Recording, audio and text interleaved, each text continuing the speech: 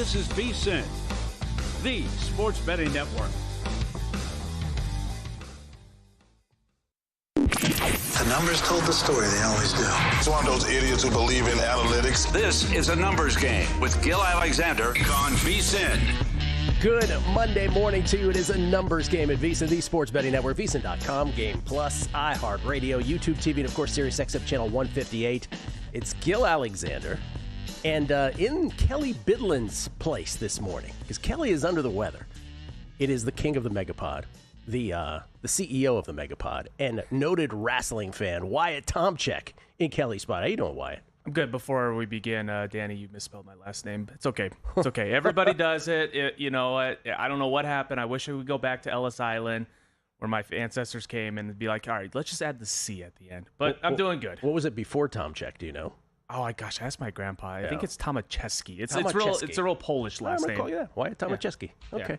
Okay. We hope Kelly feels better. You think it's a legit sickness, or do you think it's just football? I would say football, but you guys were texting him yesterday, and he didn't text back. He usually gives you like a day ahead, like, hey, just a heads up, I'm not feeling good. Like he'll mentally prepare you. So the text this morning was like, oh, yeah, all right, here we go. Kelly, feel better. We'll see you tomorrow. Don't be late. Week 2, National Football League guessing lines. If you are new to this show, what we do every Monday during the football season is we do a little something called NFL guessing lines for the upcoming week's NFL games. It is designed to be an interactive game. We have done this for the better part of a decade, more than a decade, almost as long as the Megapod. I think 1 year shy of the years that we've done the Megapod, most famously with my mishpucha, Chrissy Andrews, over at the South Point. What happens is I'm in a cocoon from Sunday. I don't know the lines. We go through yesterday's games as they're scheduled for next week. We then recap the games from this past weekend, I should say.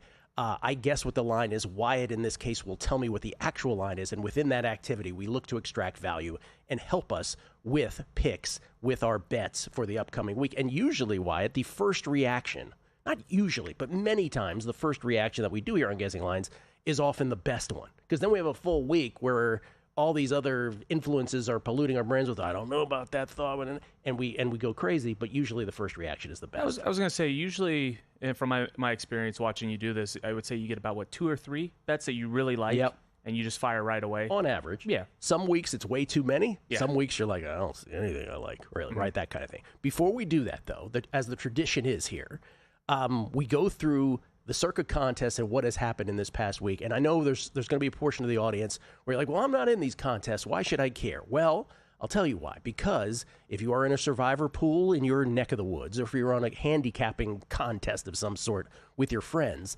this is a great reflection of nationwide what is happening. First, let's talk about Circa $1,000,007 real quick, where the 5 most picked teams, the 5 most popular pick teams against the spread, all failed to cover.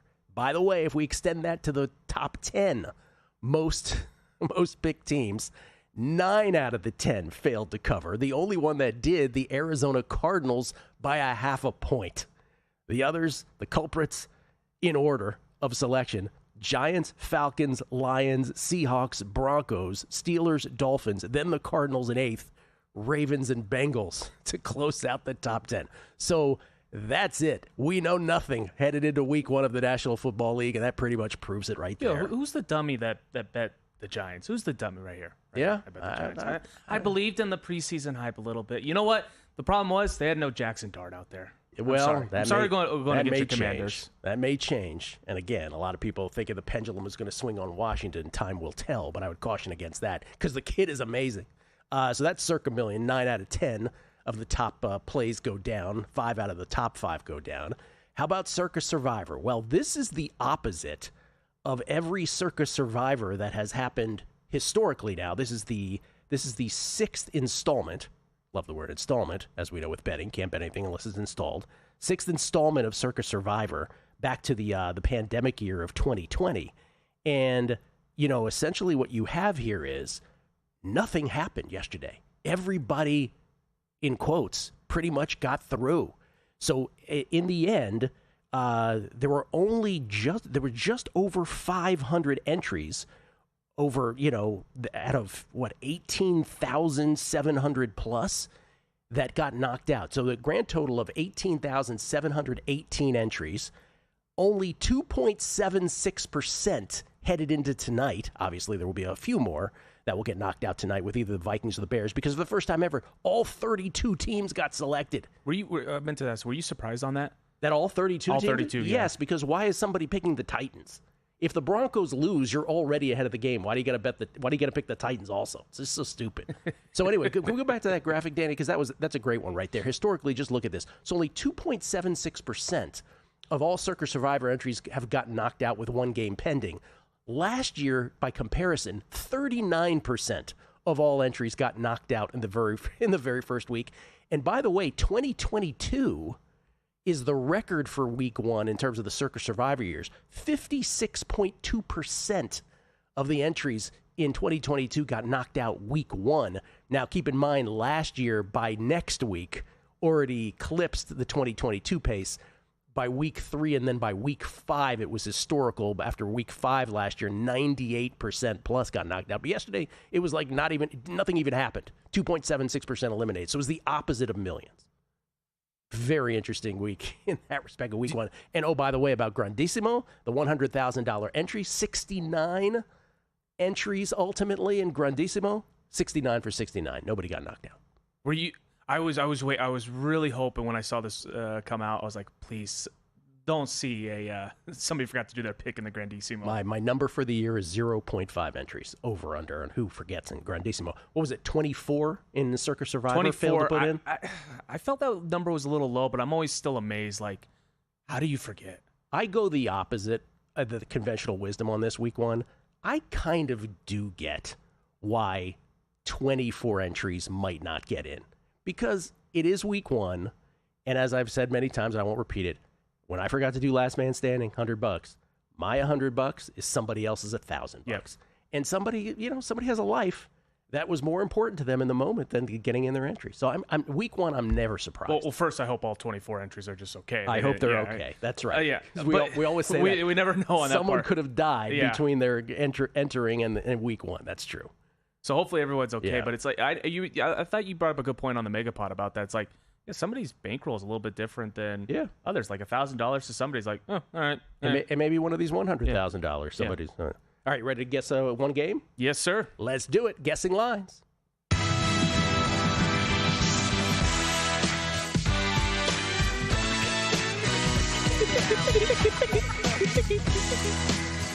I never know what's actually on the track or what's you in the background. I try to blend in. I like it. All right, let's do it. Thursday night, what do we got? All right, me and Gil have a huge rivalry this week. I don't know if we're going to be able to speak after this one, but Thursday night football, 8:15 p.m. Eastern Time, the Washington Commanders versus America's team, the Green Bay Packers. Stop it. All right, both Washington and Green Bay lose. Washington yesterday against the Giants. After a couple punts, Washington, 8 plays, 89 yards. The big ones, Jaden to Chris Moore for 34, Jaden to Noah Brown for 18. 4 plays later, Jaden to Zach Ertz for 7. Touchdown, Washington up 7-0, 8 minutes into the game. Giants would matriculate to 4th and goal at the 3. Incomplete pass, but Wise Jr., illegal hands to the face on Wilson. To a lineman, Giants, 1st and goal at the 1, incomplete. 2nd and goal, scattered a 1-yard loss. 3rd and goal at the 2.5, incomplete. 4th and goal, they just say, we're not good at this. Gano, 20-yard field goal, 7-3 Washington. Early second quarter, after a 16-play drive, the Giants settle for the 20-yarder because they can't get it in. A couple punts later, Washington, Krosky Merritt for 11, Jaden Adebo for 16, and McLaurin for 13, Jaden for 11. Eventually, Krosky Merritt in from 6, 14-3 Washington, 6:14 left in the second quarter. The Commanders did botch at the end of the half, Jaden with an intentional grounding call, so it remained 14-3 Washington at the half, but a 219-79 total yards advantage for the Skins. Third quarter, again after a few trade of punts, the Giants get a Gano 55-yard field goal to cut it to 14-6 late third quarter. But later, Washington, 80-yard drive, including Jaden for 14 and 12. Debo in from 19. Didn't look too fat there, people. Stop with the fat Debo things. Touchdown, 21-6, Washington, 7:09 left in the fourth. And then the Giants one more time had a 1st and goal at the Washington 3. Incomplete, 4th and goal, incomplete. and that's how it would end. Jaden, 19 of 30 for 233. Krosky Merritt, 7th-round pick, 10 for 82 and a touch. Debo, 7 for 77, and then 1 carry for 19 yards and a touchdown. 432 to 231 total yards advantage, 220 rushing yards for Washington. Green Bay takes down Detroit, Wyatt. Green Bay from their own 16, 3 big third-down conversions along the way, all on Love completions. Third to Tucker Kraft from 15 out on 3rd and 9, touchdown, 7-0 Pack. Then McManus would add a field goal to make it 10-0. Detroit drive takes over 9 minutes, but forced to settle for a Jake Bates 30-yard field goal, makes it 10-3. Then Green Bay, 2 plays, 65 yards. Love to Romeo Doubs for 48. Love to Jaden Reed for 17. 17-3 Packers, not even halfway through the second quarter. Detroit 3rd and 7 to Green Bay 16. 1:12 left in the half. Goff picked by Evan Williams. But Green Bay from their own 13 with 1:10 to go and 2 timeouts, and then 3rd and 1 at their own 22 with just under a minute left. Romo calling for the Lions to use a timeout, but they can't risk helping Green Bay if they then convert it. I don't know what Romo was talking about there. So it remains 17-3 at the half. Third quarter, another long Detroit drive that ends up with a Bates field goal to make it 17-6. Green Bay punt after Anzalone drops what would be second down pick. Then Branch picks Love on 3rd, but it's nullified by defensive holding penalty. They still have to punt. And then later, Green Bay 8 plays, 64 yards, 4th and 1 conversion at the Detroit 10 when Love gets 2 plays later. Jacobs in from 3, 24-6. It would extend to 27-6, and then a beautiful touchdown pass in garbage time. A catch, I should say, by Isaac Tisla. Final score 27-13. Packers over the Lions. I was wrong on that one for sure. We'll talk a little bit more about this game. I guessed Green Bay minus 4.5, hoping that they would overrate the Packers here. You're pretty close. DraftKings right now has the Packers at minus 3.5. Okay, so I didn't get what I wanted. I wanted them to go crazy on the Packers and downgrade Washington, but I didn't get that. We'll talk a little bit more about this game, but we'll go to Sunday. Trying to extract value is what this is about. Next. If you're serious about football betting, VSiN's got your weekend game plan. Fridays at 7 p.m., it's the Circa Friday Football Invitational. Saturday morning, VSiN's college football tailgate show at 9 a.m., breaking down matchups, props, and big-time bets. Later that night, join the football contest show as the sharpest betting minds give you their picks for Sunday's game. And Sunday at 9 a.m., lock in with Mitch and Paulie on VSiN's Pro Football Tailgate Show. Your final stop before kickoff. Check out the full lineup at VSiN.com and join us on the Sports Betting Network. So, Paulie, have you had a chance to read the VSiN Daily yet? Yeah, came in at 3 a.m. What's Bill doing up that late? Well, rumor has it starts off with a 12-hour meditation session. Then he just pours himself over film and live TV, really focusing and taking it all in. Bill's in with the biggest insiders, talking trade secrets, strategies, the whole nine, absorbing the info. And then and only then can the writing process begin.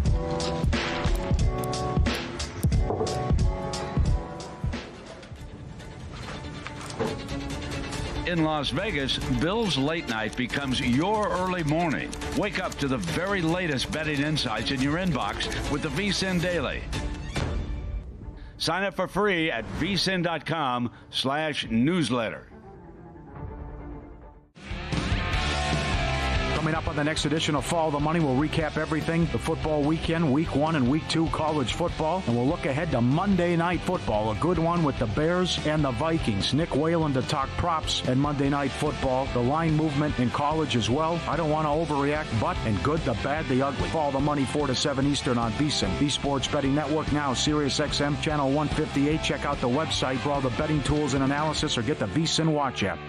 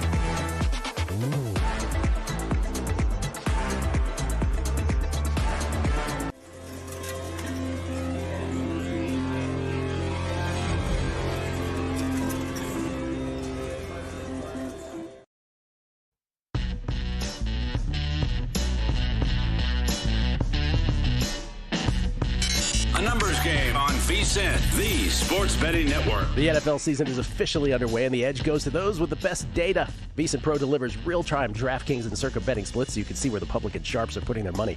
Add in an email recapping all the daily best bets from our show hosts and guests. 24/7 video on the VSiN Watch app and exclusive pro tools at VSiN.com. And you've got everything you need to stay ahead all season. Sign up now for just $9.99 or save 50% with an annual subscription. Visit VSiN.com/subscribe today. That's VSIN.com/subscribe. We get tweets at Beating the Book. Y'all are the best. Appreciate all the feedback from everybody on week one in the National Football League and beyond. Some people had some baseball stuff to say. This is really kind of just a reflection of the sentiment that's out there. This is from Super Jerk, who always has something to say. Super Jerk said, I said it before and I'll say it again. Children playing Madden football manage a game better than 3/4 of these clowns. Obviously, he's talking about NFL head coaches. We'll get to it in guessing lines, but Kellen Moore, Brian Callahan, Sean Payton, all candidates for Dumbo of the Week at different points. Super Jerk adds, you always talk about the human brain. Is it the stress of the moment that makes these coaches do the things that they do? I honestly don't understand. It's like they haven't been around football their entire lives. Super Jerk, they're so wrapped up in their X's and O's that they just don't figure out game situation. And by the way, we've gone a segment without even bringing up what happened last night between the Bills and the Ravens. That game, for those of us who had the Ravens, it still is leaving a mark. And what we saw last night is just incredible. Damn, Xavier 82 reduced my bankroll down significantly on the NFL this season, but that collapse by the Ravens really makes me think not to the sport for me.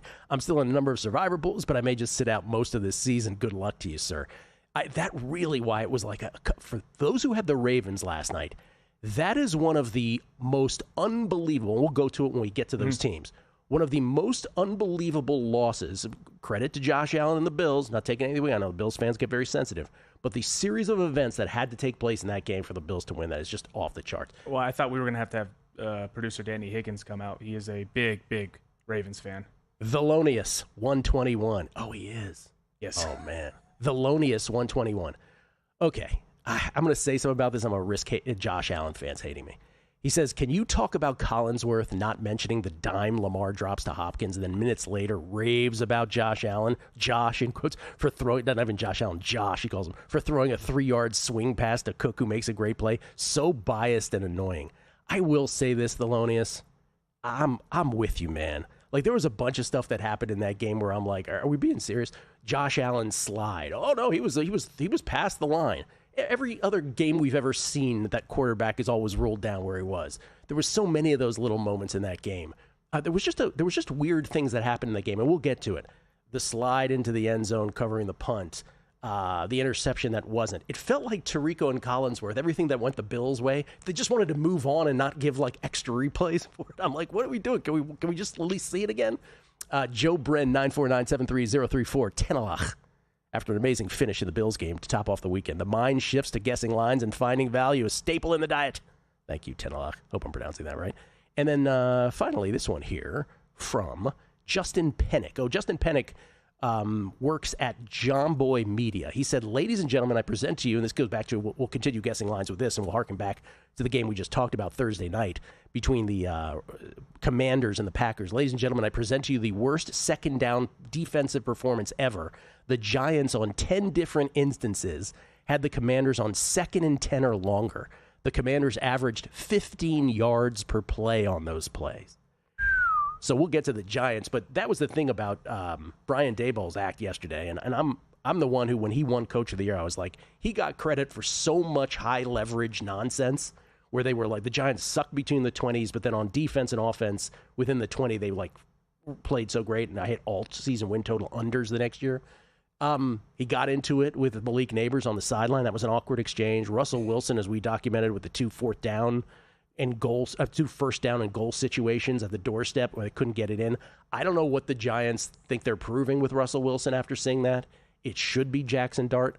Brian Daboll has said he has not committed to a quarterback for next week. But with Washington, again, for the haters who think that Jaden Daniels is going to regress, well, one game in, he's still going up against Burns and Thibodeau and Abdul Carter and Dexter Lawrence and a great front seven, and they didn't really have that much of a problem. They had moments, for sure, But that Giants team is looking bad, and Washington looked good enough yesterday to beat the Giants. Your Packers look – I'm curious with all these Week 1 games. Where does the good end? Where does the bad begin with the winners and the losers, right? So with the Giants and Washington, a lot of that was Giants bad. Mm-hmm. With the Packers and Lions, it was probably a lot of Packers good, but the Lions had really long possessions that just ended up in field goals too. So I'm not sure how you feel about that as a Packers fan. I thought the first half for Green Bay was absolutely perfect. I think that's when you look at the good for Green Bay. Offensively, they gave that big punch. I mean, last year, majority of their losses, actually all their losses, Gil, by about the second quarter, they were down by double digits. It's so hard to come back down 2-3 scores. So I love the way that they were able to move the ball. Third down conversions were great, but defensively, it was that bend, don't break mentality. And every time Micah Parsons came out there obviously he was on a limited basis, he was making an impact. So I honestly, defensively, the entire game was absolutely beautiful. Offensively, first half was great. Second half, you had those moments, and thankfully that holding call went against the Lions. We'll learn a lot Thursday night. Packers and Washington. You said the line was 3.5. I guessed 4.5. All right, Sunday morning. All right, Sunday morning, we are going to start here with the 1 p.m. Eastern Time. The Los Angeles Rams taking on the Tennessee Titans. Los Angeles Rams, Tennessee Titans. Rams beat Houston yesterday in a weird game. It was 6-0 Houston, 2 field goals. Second quarter, Rams then go on their first scoring drive. 9 plays, 65 yards. Stafford to Nakua for 19 and 24. Kyron eventually in from 1, 7-6 Rams. Less than a minute left in the second quarter. Houston from their own 23 with 49 seconds left. Stroud to Xavier Hutchinson, the big pickup, then a 14-yard Stroud rush. Sets up a Fairbairn 53-yard field goal, 9-7 Houston at the half. There was a lot of that, a lot of good late drives with very little time throughout the NFL, even beginning on Thursday night. Third quarter, 9-7 Houston. Rams, 68-yard drive. Stafford to Xavier Smith for 36, the big play. Stafford to Davis Allen from 13 out. It's 14-9 Rams with 12:28 left in the third quarter, and this score would hold the rest of the way. Houston, 2nd and 22, own 37. Perfect pass, but Kobe Durant strips it midair for the pick. That might have been the best play in the NFL all week, that one in that game. Rams couldn't do anything with it. Rams later, 1st and 10, the Houston 12. So they're up 5. They're knocking at the door. Stafford to Colby Parkinson for 7, but he's hit by Azeez Al-Shamiri. Fumbles. Daniil Hunter recovers. So Houston, new life, down 5 with 4:09 left from their own 12. They matriculate all the way. There's a matriculate, first one of the year, to the Rams 25. Stroud to Dave Ogunbowale. Tackled by Nate Landman. He fumbles. Recovered by Braden Fisk. And then they came down to a Rams own 24 with 1:43 left. It came down to a 3rd and 8 at their own 26. Stafford flips it to Nakua for 26 ball game. Stafford 21 of 29 for 245. Nakua 10 catches for 130. Good start to what could be an offensive player of the year campaign for Puka. Tennessee loses to Denver. Grateful are all Denver survivor players. With 3-0 Tennessee, Joey Sly 50-yard field goal early in the first quarter after a nifty play by Ward, flipping it to Pollard on 3rd and 10 for a 29-yard pickup. It was 3-3 after a Lutz field goal. Later, Denver. This is just one of these games that if you had Denver in Survivor, you were like, oh, this is not going to go well. Denver, 2nd and 18, 3-3 game. Own 24, Knicks downfield pick by Roger McCreary. Tennessee set up at their own 46, 2nd and 6 at the Denver 39. Pollard hit by Talanoa Ufanga. Fumbles recovered by Brandon Jones. Later, Tennessee a 3-and-out deep in their own territory after excellent challenge by Sean Payton. Officials way too eager to move chains on a play that looked short-lived. And was. Denver 2nd and 9 at their own 48, though. Knicks takes forever to unload it. He's sacked by Jeffrey Simmons. He fumbles. Recovered by Sebastian Joseph Day at the Denver 38. That led to a Sly field goal, and Tennessee was up 6-3 with 2:16 left in the second quarter. Tennessee would take over with 47 seconds left on their own 7, up 3, instead of running out the clock with Denver only having 2 timeouts left. Incomplete, then a sack by Cooper. Just terrible clock management by Ryan Callahan. Tennessee got a punt from the 1, 39 seconds left. They net 38 yards after a nice Mims 16-yard return. Denver with the ball at the Tennessee 37 with 27 seconds left. PI, then Knicks to Sutton from 22 out. 10-6 Denver with 16 seconds left. And then Chimere Dike returns the ensuing kickoff 71 yards, set up a Sly 42-yard field goal. 10-9 Denver at the half. Again, if you're a Denver Survivor player, like this is not going to work out. But third quarter, 2nd and 4th, their own 29. Knicks picked off by Xavier Woods. Tennessee set up at the Denver 26. They end up 4th and 1 on the Denver 17. Elect to kick a field goal. Sly good from 35, 12-10 Tennessee. Denver would add a field goal to go up a point, 13-12. Tennessee would then get a muffed punt by Marvin Mims Jr. Dorian Mousey recovered it. Tennessee set up at the 24, second and 8, the Denver 22. Ward sacked by Jonah Ellis all the way back to the 38, then sacked again down to the 49. They'd have to punt with 9:22 left. Denver, after an R.J. Harvey big 50-yard run, Dobbins would get it in 20-12 Denver with 7:37 left. Finally, some breathing room. But man, oh man, Denver, again, I don't know what Sean Payton was thinking late in this game in a fourth down situation where he just has Knicks throw the ball up in the air rather than punt or try a field goal. Either way, Tennessee had one more shot at it, couldn't get it. I'm going to say Rams minus 4.5 at Tennessee. Close, Rams minus 6. Interesting. We'll get back to that. We'll talk about that. More guessing lines on the other side. There's no better time to join Vson Pro. Right now, get started for just $9.99 for your first 30 days or save 50% off with an annual subscription. As a pro user, you'll get our newly updated NFL betting guide, as well as the college football betting guide, the ultimate playbook packed with expert picks, team previews, and best bets. Plus, you'll unlock exclusive features like real-time betting splits, daily best bets, and full access to the Vson Watch app. Don't miss out. Head to vson.com/subscribe and join us on the Sports Betting Network. Get your edge this season with VSiN's College Football Betting Guide, exclusive to VSiN Pro subscribers. It's packed with 136 team previews, preseason top 25 rankings, and best bets from our experts. Pro subscribers also get the NFL Betting Guide, daily best bet emails, exclusive splits, and full access to our premium betting tools. Sign up now at vsin.com/subscribe for just $9.99 for your first 30 days. Or save 50% with an annual pro subscription and join us on the Sports Betting Network.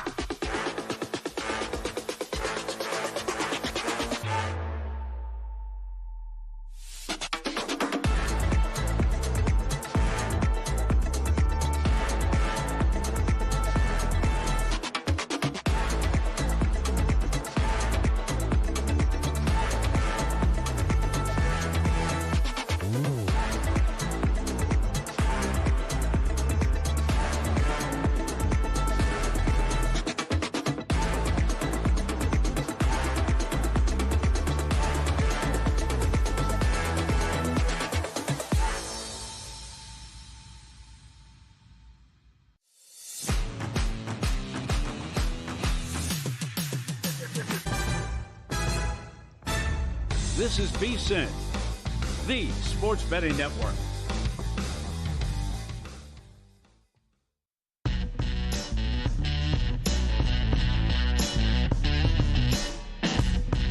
A numbers game on VSiN, the sports betting network. Monday Night Football just got better with Bronco.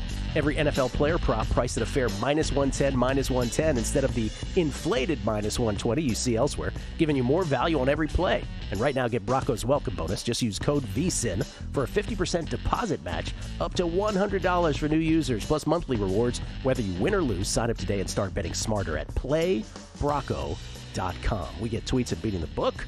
This is from Mike Cam. Listen to the Megapod Saturday and LMAO when Todd accused Stevie of not being able to read the room. Wow. Oh, yeah, Steve's not good at reading the room. That's for sure.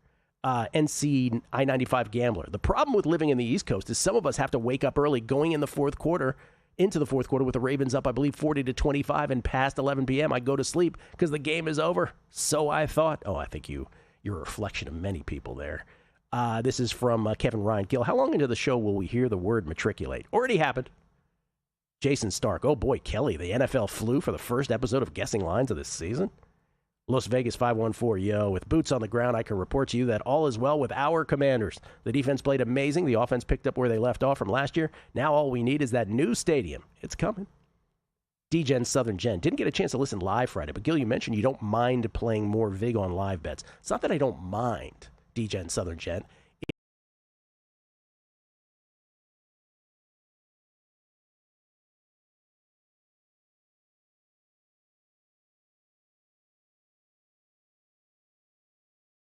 Leak that I am not as price sensitive as I should be, right? Like with teasers, I am. Pre-flop, you get to think about it. But when a game is going on and they're just dealing lines, I'm probably betting some that I should not based on the number.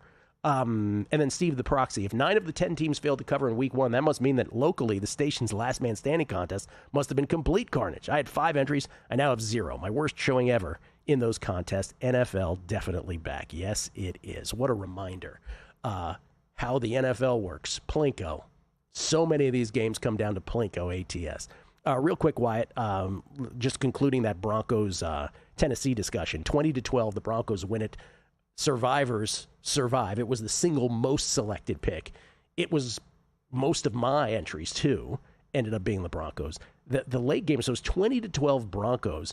Denver had a 4th and 1 at their own 46. Knicks was stopped for no gain by Cedric Gray, and it was measured electronically. It was the first time they've ever used the Hawkeye systems. And for those who were watching Red Zone, Scott Hansen acted like Hawkeye is this brand new technology and that it's somehow not determined by where the humans, the officials, put the ball in the first place. And as a tennis guy, I was just so offended by this. I'm like, dude, it's been around forever. Stop it. And it's the humans putting it down. Stop it. Anyway, Tennessee, would get stopped here, right? Denver ends up with the ball again, up 20-12. This is the moment, the Sean Payton thing I was talking about.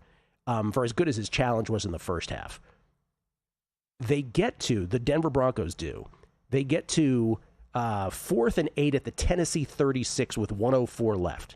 Now you can kick a field goal there, or you can punt, or you can go for it. You're up 8. They probably should punt and pin them, as Tennessee has 0 timeouts left at this moment. But instead, Nix throws a moon ball downfield that's nowhere near Mims. So Tennessee, took over at their own 36 with 59 seconds left, down 8. And Ridley ends up dropping a second down pass. By the way, that was the thing with Cam Ward yesterday. Ward was 12 of 28 for 112.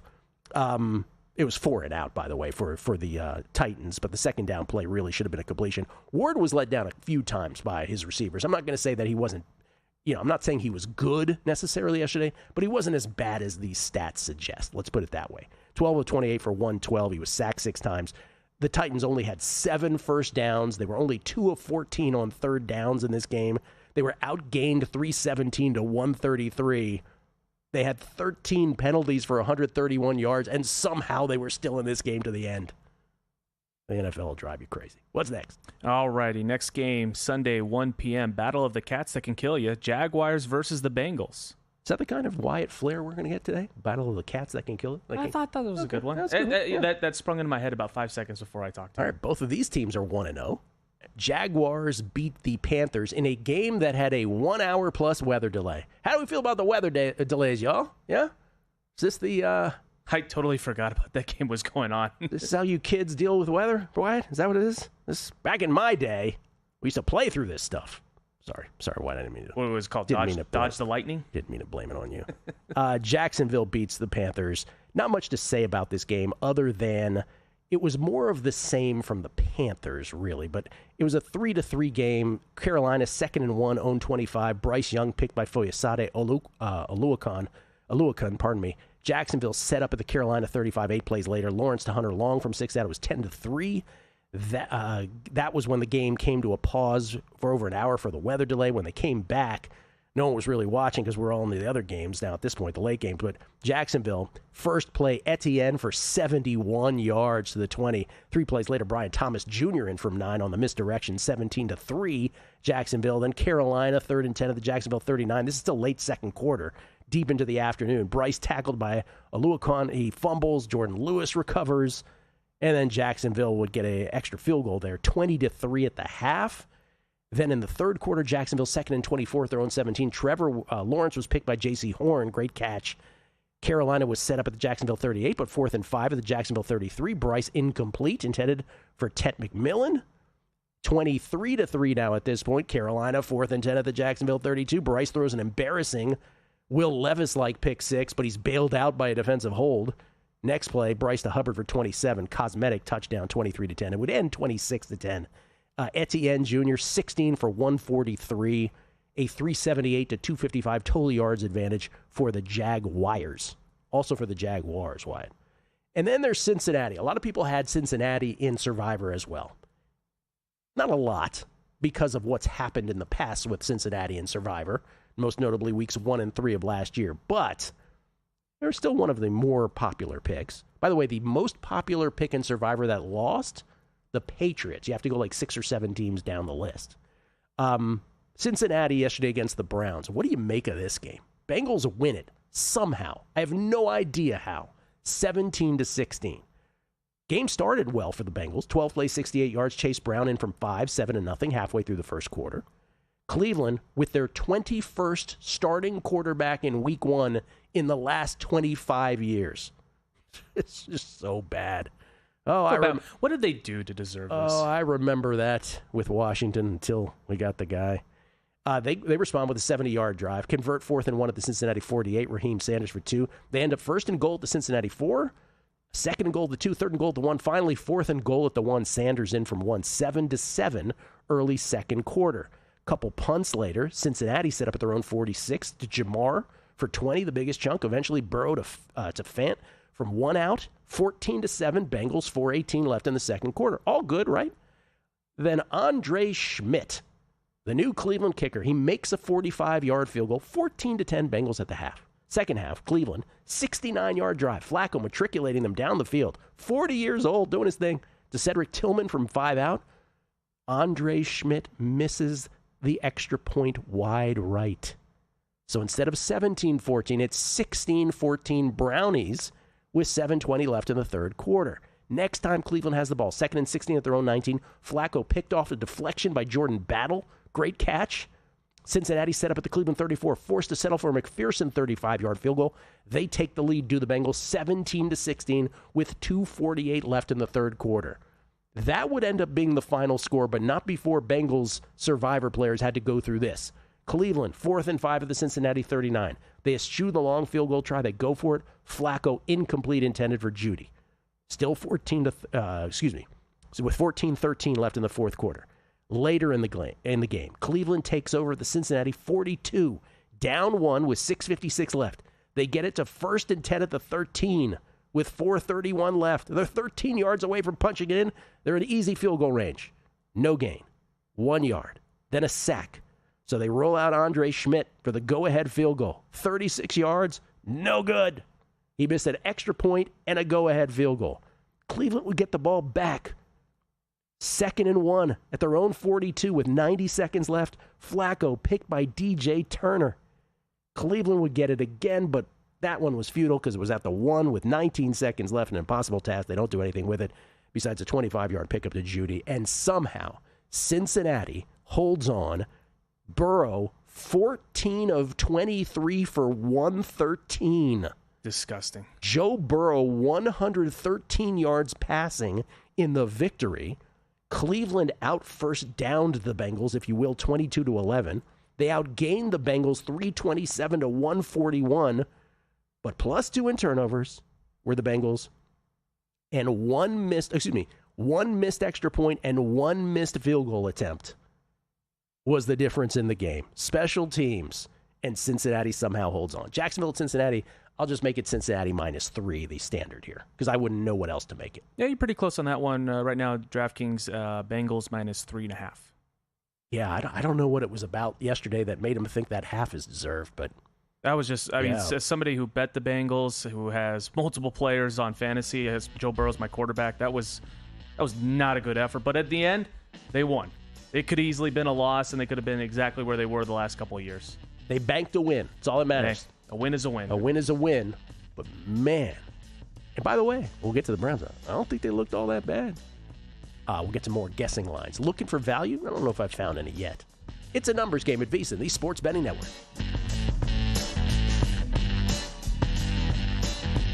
As sports fans, we may cheer for different teams, but there's one thing that we can all agree on. We want the game to be big. And with 3 levels, 30 cabanas, a 143-foot screen, 6 clean pools, and endless cold drinks, it doesn't get any bigger or any better than Stadium Swim in Las Vegas. All sports, all seasons. It's more than a pool deck. Stadium Swim is the only thing like it in the world. Join the guru, John Hansen, at the intersection of prop betting and fantasy sports on Prop Points, only on VSiN. And shout out to Elijah Moore as well. Oftentimes he's Elijah less. Keep in mind, Sean Payton is evil for fantasy football. John and his guests will help you find the connection between the two and give you his expert advice on how to capitalize when a number is too good to pass up. Prop Points, weekdays at 1 p.m. Eastern on VSiN, the Sports Betting Network.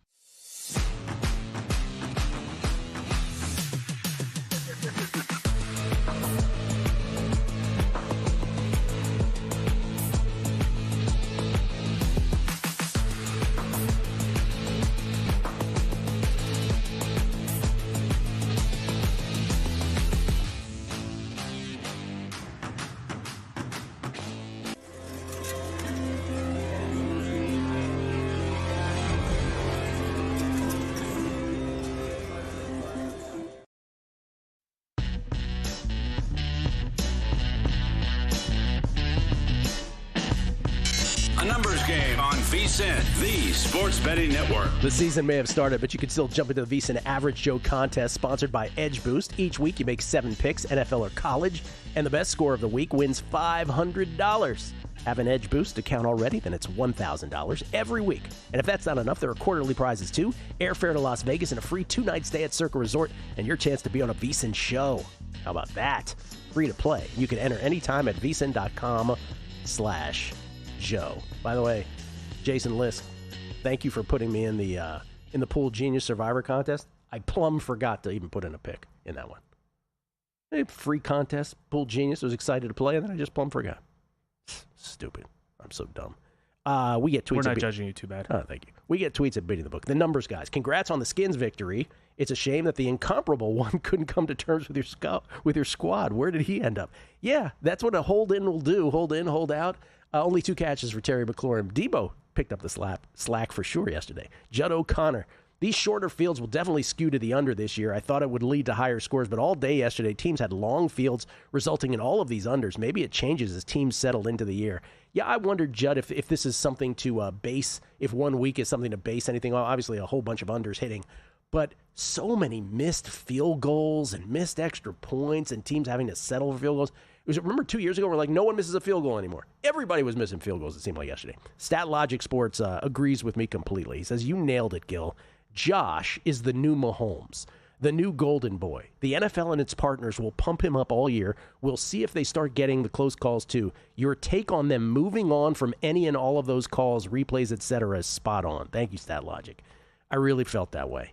Primetime, Cowboys _Cubs 1. Yo, hey man. So I said to Wyatt. Oh no, he said. So I said to Weilers, just stop it with calling the Packers America's team. A tradition like no other. Wanting to proclaim your team as something recognized worldwide as property of the most valuable franchise on earth. Prayers for Kelly Bidlin, he says. What do you have to say about that? Shot at you. I mean, I can watch my Super Bowl highlights of my team because I am a part owner of the Green Bay Packers on YouTube. You have to use a VHS, wheel out those big box TVs back in the day.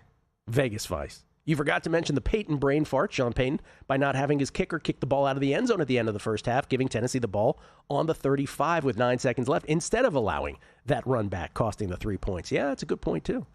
3 Jack H, 3131. Gil, the quote of the day came from Tom Brady when he called out the bad football being played. Felt like we saw a lot of that across the league. Not a premature physiculation, but I think the top 5 teams, Philly, Buffalo, Baltimore, Green Bay, and the Chargers, are way ahead of the rest. Well, those 2 teams last night, I feel, were way ahead of the rest. We'll see about the others. What's going on with my shirt here? It's butterfly. Ladies, I'm going to have to button this one. Sorry about that. Sorry, I'm going to have to call HR. Please. Right. Please. For God's sakes, what's happening? I come on the show one time, and all of a sudden the buttons. Let's get in a few here. All righty. The next game we got going on here is going to be Sunday, 1 p.m. Eastern Time. The New York Football Giants versus not America's team, the Dallas Cowboys. Okay, both teams are 0-1. Giants having lost to Washington yesterday. We talked about it. Russell Wilson ends up 17 of 37 for 168. No touchdowns, no picks, 2 sacks. And remember, just the 2 first and goals at the doorstep where they couldn't get it in. One ending up in a 20-yard field goal. The other just gets stuffed. He led the team in rushing, did Russell Wilson, 8 for 44. But they got outgained by Washington, 432 to 231, including giving up 220 on the ground. All those big names on the front 7, you gave up 220 on the ground. And as we mentioned from Justin Pennick from John Boy earlier, the Giants on 10 different instances held the Commanders to 2nd and 10 or longer. Washington averaged 15 yards per play on those plays. 21-6 Washington victory. And then there's Dallas. We already talked about this Friday. Dallas loses to Philadelphia in a game that Dallas could have and perhaps should have won, where you had every team scoring every time they touched it until the weather delay, and then the game just completely fizzled, and somehow a miraculous under happened in that game as well. Philadelphia beating Dallas after it was 21-20 Philly at the half. I'll say Dallas -6.5 at home hosting the Giants. Right now, DraftKings has it. You're about a point off. Cowboys -5.5. Okay. What's next? Up next, we have the Chicago Bears versus the Detroit Lions. Okay, Chicago sight unseen. Chicago plays the Vikings tonight. And by the way, I'll say this again later on the show, but I feel like this is a bizarro must-win situation tonight. There's never a must-win situation in week 1, obviously, but I feel like Chicago-Minnesota tonight is a bizarro must-win because the loser might be already lighting the fire to a spiral. So Chicago we haven't seen yet. Detroit loses, as we mentioned, to Green Bay. Goff, 31 of 39 for 225. A lot of completions for very little yards, a lot of long drives that end in field goals, at least 2 of them anyway. And Detroit did not look as dynamic without Ben Johnson. So correlating the two, as Steve Fezzik said on the Megapod, maybe Ben Johnson is really the real deal. Maybe you should be playing Chicago tonight. That was his point. I also thought that what was really noticeable for the Lions, and Tony Romo brought it up on the broadcast, was the loss at the offensive line position. Yes. There was a lot of pressure in the interior O-line that was in Goff's face that made him throw the ball just that extra second, and that extra second can really make or break a drive. Yep. Beginning with the Ragnow retirement. Yep. I'll say Detroit minus 6.5. It can't be lower than that, right? Oh, Sight unseen. It is lower right now on DraftKings. We've got Lions minus 4.5. Really? Yes, sir. Ooh, that feels like something I might want to jump on before we see the Bears tonight, in case the Bears look bad. That's low. Boy, so the Lions are getting very little respect with that.